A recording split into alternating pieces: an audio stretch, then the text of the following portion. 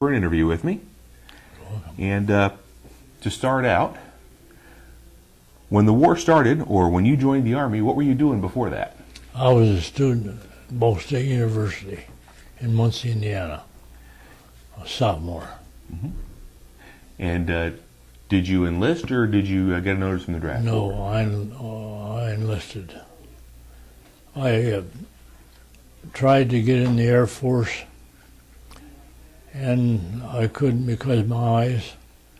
And I tried to enlist in the Navy. I was trying to keep out of the infantry. I tried to enlist in the Navy, and they wouldn't take me because of my eyes. I said, "You'll never draft me." So I enlisted. I got my report for induction about 6 weeks later. So I had a 1-5 number instead of a 3-5. Now, where did you go through your basic training? Camp Campbell and Camp Barkley. Okay.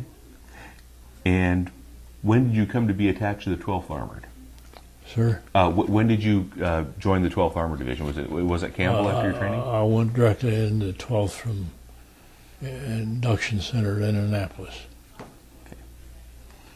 Any experiences in training stand out in your mind? The transition from being a college student to being a soldier, how was that for you? Well, it was relatively easy.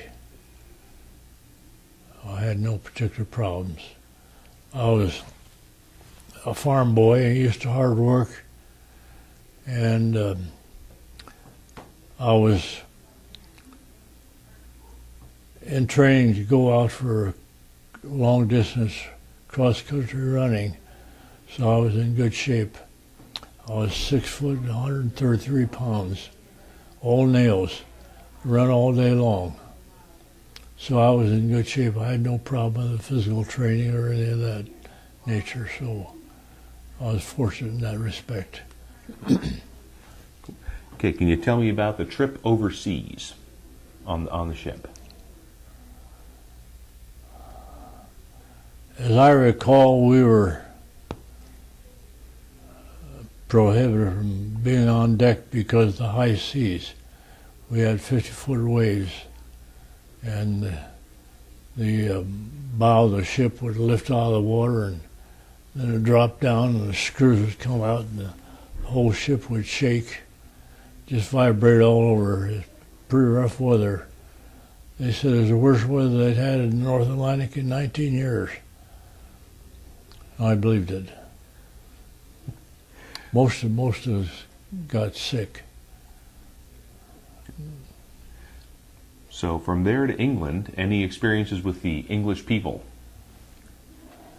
I didn't have too much contact with them because I stayed at camp. I went to London one time, but outside of that I stayed mostly in the tent city, Windmill Hill, they call it. So, from there across the channel into France. Our equipment came in England, so we had a half track, and we loaded up on LSTs, and I spent most of the time in a half track playing cards on the way across the channel. We had a light rigged up in there, and it was comfortable and passed the time away. So, uneventful. Now, once you got into France and into combat, what was your combat position, your job? I was in fire control in headquarters, battalion headquarters. So I was called a computer, and we received commands from the front line, and we'd convert those and set it down the firing batteries, and they'd shoot the 105 howitzers. So I was in headquarters,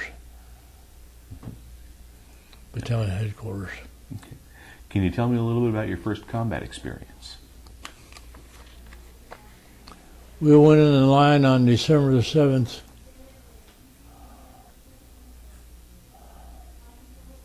What was that, 1944? At a little town by the name of La Petite Pierre. or Looneyville, someplace in that area. And of course, I was back at battalion headquarters, and so I was not directly on the front line. Thank goodness for that. But we fired a few missions and then pulled back and reorganized and went back in line, I think maybe a week later. It's hard to remember. Now, were you involved in the Battle of Herlisheim? No. Being back with the battalion headquarters, I wasn't up that far forward. So I was fortunate in having the job I had. I got scared a few times, but never directly under fire. Now, the 12th rushed to the Rhine in Patton's Third Army. Tell me about the pace and how that worked. We got orders one evening to get rid of all identifying insignia on our vehicles and our billfolds and stuff like that. And we took off and drove to Trier, which was, I think, Luxembourg, and headed east from there to the Rhine. We just stayed on the road. Never pulled off the road except for a fire mission and back on the road again. And we headed east and cut them to pieces. Now, of course, I have to ask, General Patton, everyone I've interviewed has their own opinion about him. Let's hear yours.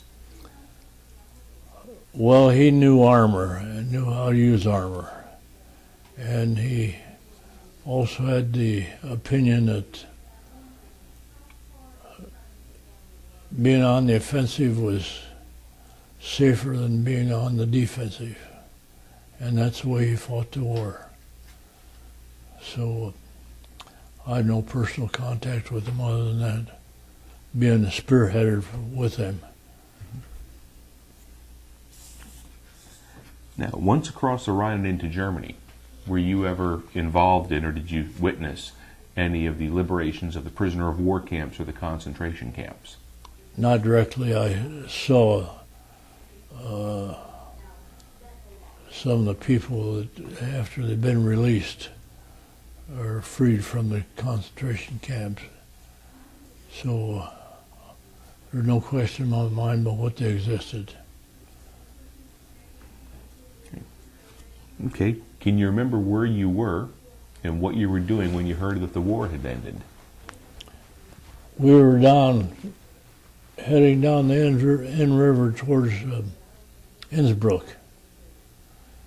And we were on the one side of the river, and there was a town directly across the river from us. And the column got stopped, and we were sitting there, and the sun was shining, the birds were singing. We knew the war was about over. Everybody was happy and feeling good, and all of a sudden everything broke loose. And we headed as far underground as we could get. But they had a TOT across the river, time on target. They had 180 some guns from all the way from the 105s clear back to Long Toms, came in all at the same time at the little town across the river. And it scared everybody to death, and we realized what had happened, because up to that time everything was quiet. They were setting the TOT up. And so we realized what had happened. We said they were 200 yards over fire again. That was the last artillery fire that I remember. I think the next day we pulled back to Heidenheim. So we knew the war was over and we were still alive. Now, After the war concluded, how long before you came back to the States? I came back in January. I guess the war was over in May, and it was the next January I got back to the States. Discharged the 2nd of February. That would be 1946.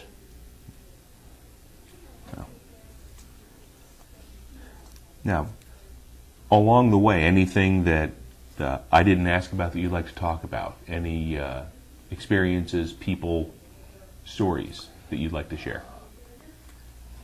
I had a strange job of being a bugler. And a lot of the guys after the war was over and went to the association reunions, said, "You remember Poucher?" "No, I don't remember Poucher." "Sure you remember him. He was the bugler." "Oh, the bugler. Oh, yeah, I remember him." So that was my history.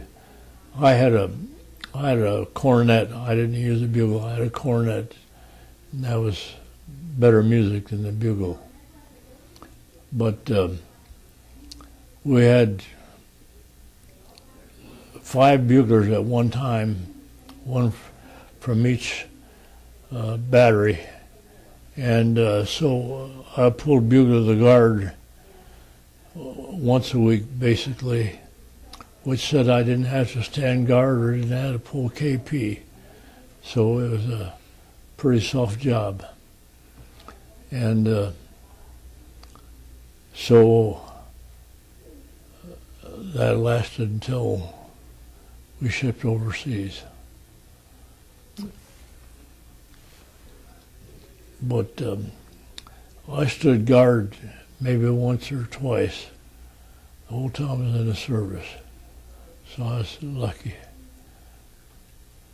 That was a good way to goof off, really, because during the day I set up at the battalion headquarters, sat there and read field manuals and stuff like that. Didn't have anything to do but sit there and wait till somebody sending a message down to Charlie Battery or something. Take the message down, come back and sit down and wait for the next bugle call. So it was a pretty easy job. Well, sir, I want to thank you for taking the time to sit down for this interview. You're welcome, sir. Thank you, sir.